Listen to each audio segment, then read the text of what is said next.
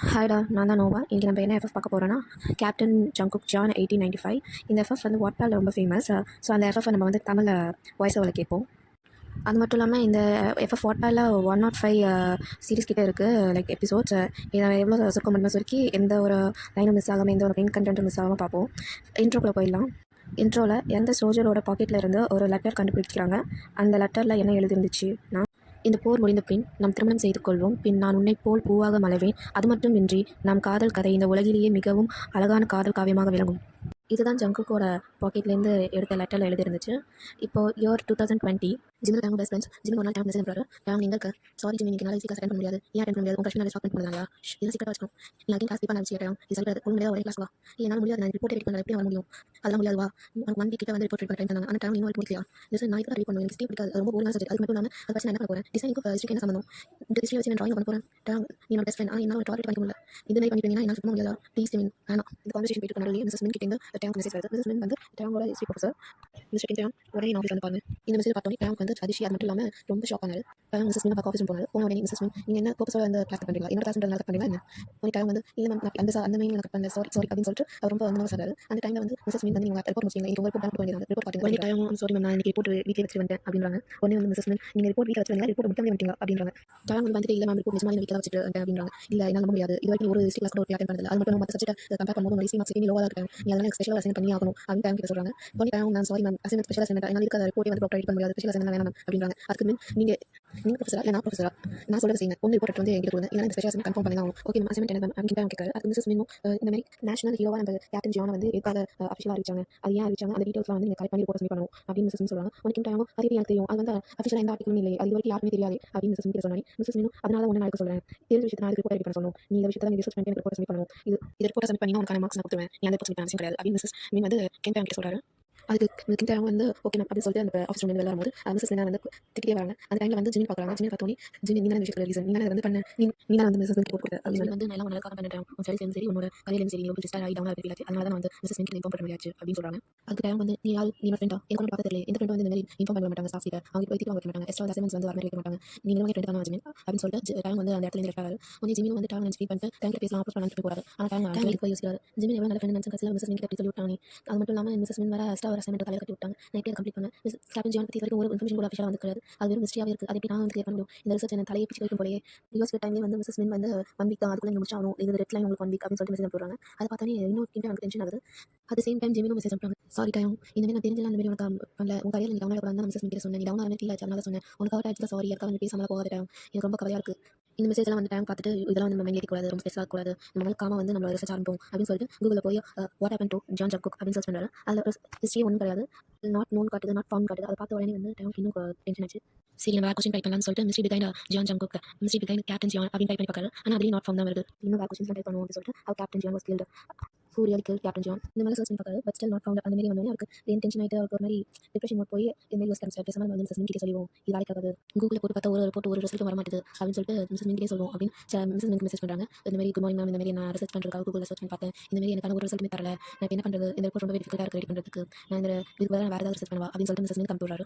அது மிஸ்ஸஸ் மின் வந்து இன்டர்நெட் இல்லைனா நீ வந்து புக் போய் தேடலாம், internet is not only way, நீ வேறு எங்கேயாவது மியூசியம் புக் அதுக்கப்புறம் லைப்ரரி எங்கேயாச்சும் போய் எடுக்கலாமே, இன்டர்நெட் தான் ஒன்லி வே கிடையாது அப்படின்னு வந்து கிட்ட சொல்கிறாங்க. உடனே கிட்ட அவங்க நல்லா இருக்கே அப்படின்னு சொல்லிட்டு ஓடி போகிறாங்க. அது ஓடி போகும்போது யோசிக்கிறாங்க, இது கிளியராக வந்து ஸ்டூடெண்ட் அபியூஸில் போடணும், இந்த மாதிரி நீங்கள் டார்கெட் பண்ணுறாங்க, மென்டல் அபியூஸ் பண்ணுறாங்க, நான் மட்டும் வந்து மியூசியமில் பார்க்கும்போது அங்கே ஒன்றுமே இல்லை அப்படின்னா நான் உடனே மிஸ்ஸஸ் மின் கிட்ட சொல்லி அவன் இந்த மாதிரி எதுவுமே கிடைக்கல, அப்போ என்னை விட வேணா கன்ஃபார்ம் ஸ்டூடெண்ட் அபியூஸ் அப்படின்னு சொல்லிட்டு கேஸ் பண்ணணும் அப்படின்னு சொல்லி யோசிக்கிறாரு. அங்கே போய் லைப்ரரியில் தேடும்போது யோசிக்கிறாரு, இது நான் பண்ணுறேன், எனக்கு இந்த சப்ஜெக்ட் வந்து சம்மந்தம் இல்லை, நான் பண்ணணும், இந்த சப்ஜெக்ட் லிஸ்ட்லேயே சேராது, இது நான் இப்போ என்ன பண்ண போகிறேன், இந்த சீக்கிரத்துக்கு நான் என்ன பண்ண போகிறேன் அப்படின்னு சொல்லி யோசிக்கிறாரு. அது மட்டும் இல்லாமல் யோசிக்கும் போதே வந்து நம்ம ஒன்லி ஃபேஷனில் தான் ஃபோக்கஸ் பண்ணணும், படிக்கிற ஃபேஷன் தான் நமக்கு எல்லாமே அப்படின்னு சொல்லிட்டு யோசிக்கிறாரு. 1 வீக் க்ராஸ் ஆயிடுச்சு. 1 வீக் கழிச்சு வந்து டைம் வந்து கிளாஸ் உட்காந்துட்டு இருக்காங்க. இப்போ டைம் ஜிமின் பேசுறதில்ல. டைம் ஆனால் வந்து ஜிமின் மிஸ் பண்ணுறாங்க. ஏன் மிஸ் பண்ணாமல் இருப்பாங்க? இந்த மாதிரி லிட்டரலி வந்து ரொம்ப நாளாக வந்து டைம் ஜிமின் ரொம்ப க்ளோஸ் ஃப்ரெண்ட்ஸாக இருக்காங்க. பட் ஸ்டில் இப்போ பேச முடியாது போன நினச்சி ஃபீல் பண்ணக்கூடாது அப்படின்னு சொல்லிட்டு டைம் அவரே வந்து காம் பண்ணிக்கிறாரு. பண்ணிட்டு அந்த ரிப்போர்ட் நினச்சிட்டு இப்படி பேசுறாரு. ஏன்னா இன்னைக்கு தான் லாஸ்ட் டே அந்த ரிப்போர்ட் சப்மிட் பண்ணுறதுக்கு. நானும் வந்து ரொம்ப ஃப்ரெண்ட்லி மிஸ் வராங்க. மிஸ் வந்தோடனே அந்த டைம் பார்த்து ரொம்ப ஷாக் ஆகிறாங்க. உடனே டைம் வந்து மிஸ் ஸ்டாப் பண்ணிட்டு இன்னைக்கு டெட்லைன் மாதிரி இருக்குது டைம், இன்னைக்கு எனக்கு என்ன தெரியாது, எனக்கு ரிப்போர்ட் சப்மிட் பண்ணி ஆகணும் அப்படின்னு வந்து கிட்ட மிஸ் சொல்கிறாங்க.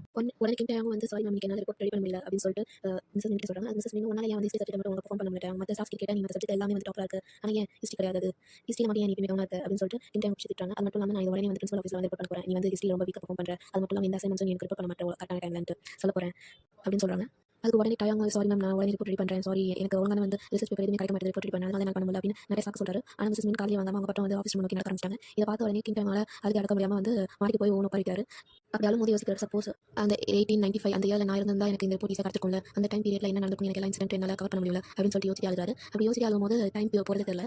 திடீர்னு டைம் பார்க்கும்போது தான் பார்க்குறாரு இது வந்து ஒரு ஆர்ட்ஸ் கிளாஸ்னு. உடனே ஒரு டவுன் ஸ்டெப்பில் வந்து வேகமாக ஓடி வராரு. ஓடி வந்து ஆர்ட்ஸ் கிளாஸ்க்குள்ள என்கிட்ட உடனே பார்க்குறாரு எல்லாம் பழைய பொருளாக இருக்குது. கிளாஸில் யாருமே இல்லை எந்த ஸ்டாஃபுமே இல்லை. அதை பார்த்து ஷாக் ஆகிறாரு. எப்பயுமே இந்த கிளாஸில் வந்து கூட்டமாக இருக்குமே ஸ்டாஃப்ஸ் ஏதாவது நடத்திட்டு இருப்பாங்களே இப்பயே எதுவுமே இல்லை யாருமே இல்லை பொருள் ஏன் பழசாக இருக்குன்னு யோசிக்கிறாரு. யோசிச்சு வந்து கிளாஸ் விட்டு வெளில வராரு. வெளில வந்தால் அந்த வேண்டாவும் பழைய பழைய காலத்து ஸ்டைலில் இருக்குது எல்லாமே பழைய ஸ்டைலில் இருக்குது. நடந்து போயிட்டே இருக்காரு. போயிட்டு இருக்கும்போது பார்க்கும்போது எல்லாமே வந்து ட்ரெடிஷனலாக இருக்குது. அது மட்டும் இல்லாமல் கொஞ்சம் கொஞ்சமாக ஒரு பயம் ஸ்டார்ட் ஆகுது. அப்போ யோசிக்கிறாரு இந்த ஜிம்மில் இருந்தால் நல்லாயிருக்கும் ஜிம் பக்கத்தில் இருந்தால் எனக்கு எந்த பயம் வராது அப்படின்னு சொல்லி யோசிச்சு நடந்து போயிட்டு இருக்காரு.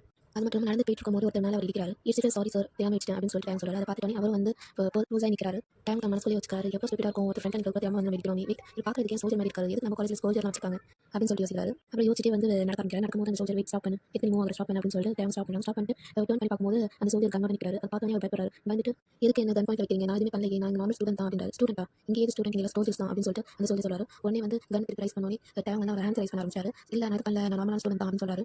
உடனே அந்த சோல்ஜர் வந்து ஒரு ரேடியோ எடுத்துட்டு வந்து ஃபர்ஸ்ட் கிளாஸ் ஜங்க் கிட்ட கால் இன்ஃபார்ம் பண்ணுறாரு. இந்த மாதிரி இங்கே ஒரு ஸ்பை வந்து கண்டுபிடிச்சிருக்கேன் சீக்கிரம் வாங்க அப்படின்னு சொல்றாரு. ஒன் டைம் இல்லை ஸ்பை கிடையாது அப்படின்றாரு. உடனே அந்த சோல்ஜர் அந்த பையன் பார்க்கும்போது ஏடா இருக்கான் இவன் பேக் பண்ணி எல்லாரும் ஏடா இருக்கு கொஞ்சம் சீக்கிரமாக இங்கே சொல்லி சாப்பிடுங்க இவன் கன்ஃபார்ம் ஸ்பையாக தான் இருக்கணும் அப்படின்றாங்க. அந்த டைம் வந்து இல்லை நான் ஸ்பை இல்லைன்னு சொல்லிட்டு பயப்படுறாரு. அது மட்டும் இல்லாமல் பேனிக் ஆகிட்டு இந்த மாதிரி க்ளோஸ் வரீங்க அப்படின்னு சொல்லிட்டு சோல்ஜர்ஸ் கிட்ட சொல்றாரு. இந்த சோல்ஜர் கிட்ட வரும்போது அவர் வயிற்றில் வச்சுட்டு டைம் ஓட ஆரம்பிச்சாரு. உடனே இந்த சோல்ஜர் இதுக்கு ஒரு நீங்க ஸ்பைலன்னு சொல்லிட்டு அப்போ ஓரன்னு சொல்லிட்டு கத்தாரு. அதுக்கு டைம் வந்து இல்லை பயமா இருக்குன்னு சொல்லிட்டு ஓடுறாரு. ஓடி போயிட்டு இருக்கும்போது இன்னொரு பேங்க் சோல்ஜர்ஸ் மேலே பம்பாரு பம்ப் பண்ணி அந்த சோல்ஜர்ஸ்லாம் இவன் வந்து ஸ்பை தானே அப்படின்னு சொல்லிட்டு போய் வராங்க. போய் வரும்போது அவங்க தள்ளி விட்டு வந்து கீழே வந்து டவுன் ஸ்டேஜ் போறாரு. போயிட்டு லெஃப்ட் எடுத்து வேகமாக ஓடும்போது இன்னொரு சோல்ஜர் மேலே பம்பாரு பம்ப் ஆகும்போது பின்னாடி வந்து நிறைய சோல்ஜர்ஸ் வந்து ஓடி வராங்க. அந்த பம்பாரை பார்த்து ஷாக் ஆகி நிற்கிறாங்க. டைமும் அந்த இன்னொரு சோல்ஜர் கீழே விடுறாங்க. டைம் வந்து அந்த சோல்ஜரோட மேலே விடுறாரு. டைம் அந்த சோல்ஜரோட ஃபேஸ் பார்த்தாரு. பார்த்தா அது வந்து ஜான் ஜங்குக் வந்து சோல்ஜர்ஸ்லாம் உடனே வந்து ஜங்குக் எழுப்பி விட்றாங்க. எழுப்பி விட்டு உடனே சைட் அடிக்காங்க. சைட் அடிச்சுட்டு கேப்டன் ஜான் உங்களுக்கு ஒன்றும் ஆகலை அப்படின்னு சொல்லிட்டு சோல்ஜர்ஸ் சொல்கிறாங்க. சொன்ன உடனே கேப்டன் ஜான் உங்களுக்கு ஒன்றும் ஆகலை அப்படின்னு சொல்லிட்டு இது யாரு அப்படின்னு வந்து சோல்ஜர்ஸ் கேட்குறாங்க. சோல்ஜர்ஸ் கேட்டோடனே அவங்க சொல்கிறாங்க இந்த மாதிரி இவங்க தான் ஸ்பை அப்படின்னு ரேடியோவில் ரிப்போர்ட் வந்துச்சு அதனால தான் அவங்க தாத்தி வரும் அப்படின்னு சொல்கிறாங்க. உடனே கிம் டைம் இல்லை நான் ஸ்பை கிடையாது நான் வந்து நார்மல் ஸ்டூடெண்ட் தான் அப்படின்னு சொல்லிட்டு ஜியான் ஜங்குக் கிட்ட சொல்கிறாங்க. உடனே வந்து ஜியான் ஜங்குக் இந்த மாதிரி வந்து இவங்க இன்வெஸ்டிகேட் பண்ணுங்க அப்படின்னு சொல்லிட்டு தேவை அழைச்சி போகிறாங்க. ஆஸ் பை இன்வெஸ்டிகேஷன் ரூம் உட்காரும் போது கிம் டைம் இல்லை நான் வந்து ஸ்பைலாம் இல்லை நான் நார்மல் பர்சன் தான் நான் ஸ்பை ஆக போகிறேன் என்ன பாருங்க நான் ஸ்பை தான் அப்படின்னு சொல்கிறாங்க. ஒன்றும் இல்லை நீ எங்கேருந்து வந்து நீ எந்த பேச வந்து அப்படின்னு சொல்லி கேப்டன் ஜியான் கண்டிப்பாக கொஸ்டின் கேட்டு இருக்காங்க. உடனே கிம் டைம் அழுத ஆரம்பிச்சாங்க. ஆல்ரெடி இல்லை நான் வந்து ஸ்பை கிடையாது அப்படின்னு சொல்லிட்டு கண்டிப்பாக சொல்லிட்டே இருக்காரு. அப்போ ஸ்பை இல்லைனா யாரு அப்படின்னு சொல்லிட்டு கண்ணை ட்ரிகர் பண்ணிட்டு வாலை நோக்கி ஷூட் பண்ணுறாரு. அதை பார்த்து பயந்து திருப்பியும் டைம் வந்து அழுத ஆரம்பிச்சாரு. நீ யாரும் உடனே சொல்லு அப்படின்னு சொல்லும்போது வெளியிலேருந்து அவன் என்னோட பையன் அப்படின்னு சொல்லிட்டு ஒரு வயசான ஒருத்தர் யூனிஃபார்ம் பேக் பண்ணிட்டு வந்து சொல்றாரு. அவர் பார்த்தோன்னே எல்லா சோல்ஜர்ஸும் வந்து சலி பண்ண ஆரம்பிச்சாங்க இன்க்ளூடிங் கேப்டன் ஜியான். சலி பண்ணிட்டு ஜென்ரல் கிம் இவங்க உங்களோட பையனா அப்படின்னு சொல்லிட்டு ஜங்குக் சொல்றாரு.